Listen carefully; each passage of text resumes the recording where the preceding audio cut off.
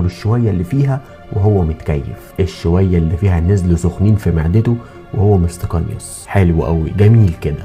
ولدوبك بينزل الازازه تحت، وقبل ما يرميها يكتشف ان الازازه لسه تقيله. يكونش عقلي بيلعب معايا ألاعيب ويحسسني ان الازازه فيها وهي فاضيه؟ بس لا، ده بيرج في الازازه والازازه لسه فيها نفس الشويه اللي هو لسه شاربهم دلوقتي. طب لما نشربهم تاني، وراح بالفعل شربهم، ويكتشف ان قبل ما يرمي الازازه برضه الازازه لسه فيها شويه. قال له وريني كده فيها تاني ولا لا؟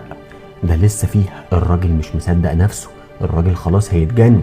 كان فاكر ان ده من تأثير السكر، ولكنه متأكد ان الازازة لسه فيها برضه. حس ان الدنيا خلاص لعبت له، ودي ازازة جايه له من السماء مش هتخلص. وقعد يقول انا خلاص لقيت الازازة اللي هتقعد معايا العمر كله، ومش هدفع اي فلوس تاني في اي بار. وماشي عمال بيشتم في الراجل اللي لسه طارده من البار، وبيقول هو الراجل ده فاكر نفسه ذكي عليا، اديني لقيت ازازة ما بتخلصش ومش جاي له تاني. الراجل فرحان وهو بيهتف ان ده احسن يوم في حياته، وعلى الرغم من انه ماشي بالعافيه على